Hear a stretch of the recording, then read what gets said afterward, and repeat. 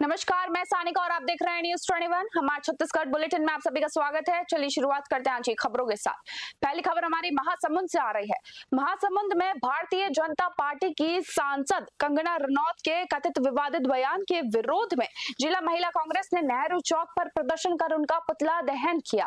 महिला कांग्रेस जिला अध्यक्ष दुर्गा सागर के नेतृत्व में आयोजित प्रदर्शन में बड़ी संख्या में महिला कार्यकर्ताओं ने हिस्सा लिया। प्रदर्शनकारियों ने आरोप लगाया कि महिलाओं और युवाओं को लेकर दिए गए कथित आपत्तिजनक बयान से उनकी भावनाएं आहत हुई है। महिला कांग्रेस ने ऐसे बयानों की निंदा करते हुए सार्वजनिक जीवन में जिम्मेदार भाषा के इस्तेमाल की मांग की। कार्यक्रम में कांग्रेस के कई पदाधिकारी और कार्यकर्ता भी मौजूद रहे। महासमुंद से पूनम मानिकपुरी की रिपोर्ट। मुख्यमंत्री विष्णुदेव साय ने गुरुवार को कई अहम मुद्दों पर अपनी प्रतिक्रिया दी। उन्होंने कहा कि बस्तर के माझी जाल की प्रतिनिधि मंडल के राष्ट्रपति से प्रस्तावित मुलाकात जनजातीय परंपराओं के सम्मान की दिशा में काफी महत्वपूर्ण कदम है। प्रदेश भाजपा अध्यक्ष किरण सिंह देव की सड़क दुर्घटना पर उन्होंने बताया कि उनका इलाज झांसी मेडिकल कॉलेज में चल रहा है और उनकी स्थिति स्थिर है। मुख्यमंत्री ने लोक परीक्षा यानी कि अनुचित साधन निवारण संशोधन विधेयक 2026 के पारित होने का स्वागत करते हुए कहा कि इससे पेपर लीक के मामलों में दोषियों पर सख्त कार्रवाई होगी। साथ ही राहुल गांधी की कथित टिप्पणी पर उनका कहना है कि इस तरह की भाषा उनके स्तर को दर्शाती है। रायपुर से ब्यूरो रिपोर्ट।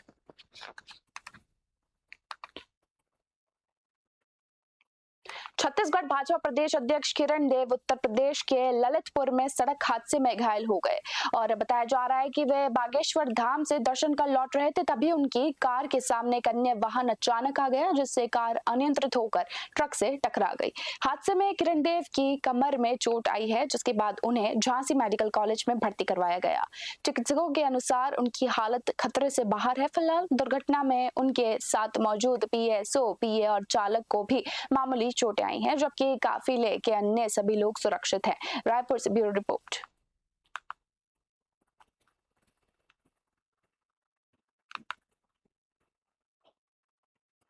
रायपुर पुलिस ने खुदाई में मिला पुराना सोना बताकर लोगों से लाखों रुपए की ठगी करने वाले अंतर्राज्यीय गिरोह का पर्दाफाश किया है। Anti crime and cyber unit तथा न्यू राजेंद्र नगर, तेलीबांदा और डीडी नगर थाना पुलिस की संयुक्त कार्रवाई में 3 आरोपियों को मुंबई से गिरफ्तार किया है और आरोपियों ने रायपुर में 3 मामलों में 22,50,000 रुपए की ठगी की थी। पुलिस ने उनके कब्जे से 9 लाख रुपए नगद, पीतल के आभूषण, चांदी के सिक्के, मोबाइल फोन और फर्जी आधार कार्ड बरामद किए हैं। पूछताछ में आरोपियों ने कई राज्यों में इसी तरह की वारदातों करना स्वीकार किया है। पुलिस अन्य आरोपियों की फिलहाल तलाशी में जुटी हुई है। रायपुर से ब्यूरो रिपोर्ट। रायपुर के आजाद चौक थाना क्षेत्र में पुलिस ने नशे के कारोबार के खिलाफ कार्रवाई करते हुए गांजा बेचने की फिराक में घूम रहे 2 आरोपियों को गिरफ्तार किया है।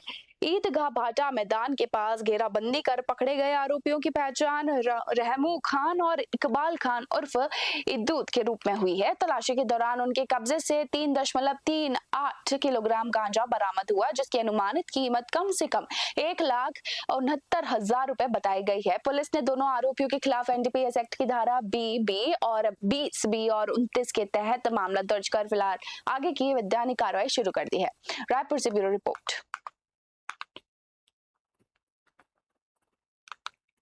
सावन माह में अमरकंटक से निकलने वाली कांवड़ यात्रा को लेकर मुख्यमंत्री विजय शर्मा ने मृत्युंजय आश्रम के लिए अन्नकूट रथ को हरी झंडी दिखाकर रवाना किया। विधायक कार्यालय में पूजा अर्चना के बाद रवाना हुए इस रथ में भंडारे के लिए आवश्यक खाद्य सामग्री भेजी गई और अमरकंटक स्थित आश्रम में पूरे सावन महीने श्रद्धालुओं और कांवड़ियों के लिए निःशुल्क भोजन और ठहरने की व्यवस्था भी रहेगी। भंडारे में दाल, भात, सब्जी, पूड़ी, खीर और हलवा सहित विभिन्न व्यंजन परोसे जाएंगे। कार्यक्रम में जनप्रतिनिधि, कार्यकर्ता, श्रद्धालु बड़ी संख्या में मौजूद रहे तथा हर हर नर्मदे और बोल बम के जयघोष से माहौल भक्तिमय हो उठा।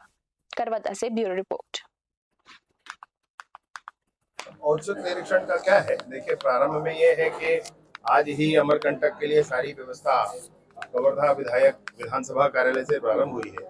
फिर आज सुबह बूढ़ा महादेव मंदिर में, जहां पर कांवड़िया लगातार आते हैं, दर्शन करते हैं, जलाभिषेक करते हैं, वहीं पास में एक बड़े शेड का निर्माण कराया गया है 1.5 करोड़ से भी अधिक की लागत का, जिसमें वो रुकेंगे और विश्राम करेंगे। साथ ही साथ वहां से आगे बढ़कर राजानवा गांव में एक बड़ा शेड है, वो शेड में भी उनके रुकने की व्यवस्था की गई है। घोरम देव मंदिर में वहां पर उनके चाय नाश्ता और रुकने की व्यवस्था की गई है। औचक निरीक्षण का क्या है?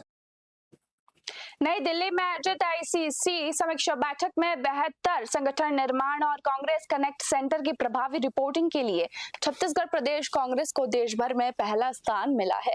इस उपलब्धि पर प्रदेश कांग्रेस ने पदाधिकारी और कार्यकर्ताओं को बधाई दी। संगठन महामंत्री मलकीत सिंह गेंदू ने कहा कि ये सफलता प्रदेश अध्यक्ष दीपक बेद समेत वरिष्ठ नेताओं के मार्गदर्शन और कार्यकर्ताओं की मेहनत का परिणाम है। उन्होंने बूथ स्तर तक संगठन को मजबूत करने और जनता के मुद्दों की लड़ाई को आगे बढ़ाने का आह्वान किया। रायपुर से ब्यूरो रिपोर्ट।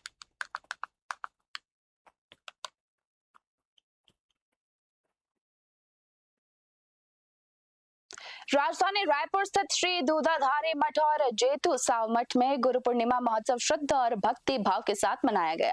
इस अवसर पर महामंडलेश्वर राजेश श्री महंत राम सुंदर दास महाराज ने पूजा अर्चना कर श्रद्धालु का आशीर्वाद दिया। सुबह ब्रह्मलीन स्वामी बलभद्र दास महाराज की समाधि और गुरुदेव महंत वैष्णव दास महाराज का पूजन किया गया।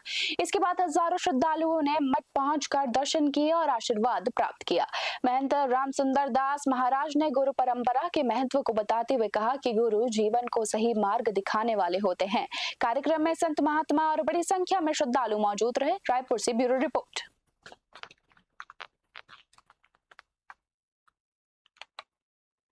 धमतरी जिले के सिहावा विधानसभा क्षेत्र से चौथी कक्षा के छात्र के रहस्यमय तरीके से लापता होने का मामला सामने आया है। सिरसीधा गांव निवासी निकेतन साहू 28 जुलाई को स्कूल से लौटने के बाद से गायब है। करीब 40 घंटे बीत जाने के बाद भी छात्र का कोई सुराग नहीं मिला। परिजनों ने सिहावा थाने में गुमशुदगी दर्ज कराई गई और लगातार बारिश के बीच परिजन और ग्रामीण बच्चे की तलाशी में जुटी हुई हैं। पुलिस ने मामले को गंभीरता से लेते हुए खोजबीन फिलहाल शुरू कर दी है। देखिए धमतरी से निषाद की रिपोर्ट।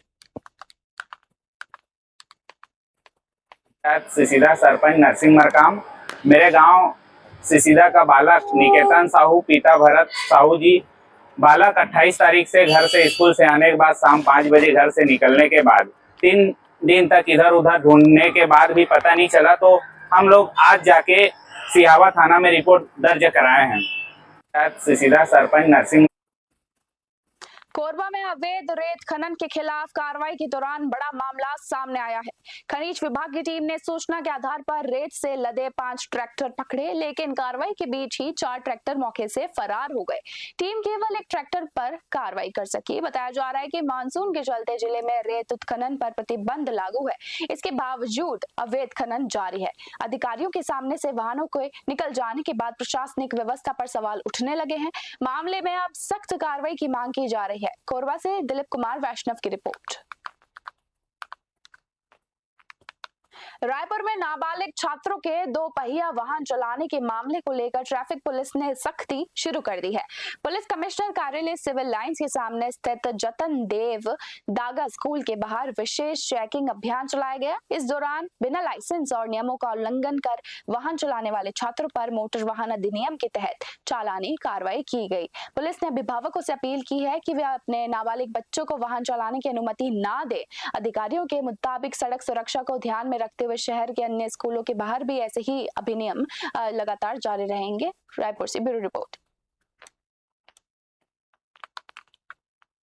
हमारे छत्तीसगढ़ बुलेटिन में बस इतना ही। देखते रहिए न्यूज़ 21। धन्यवाद।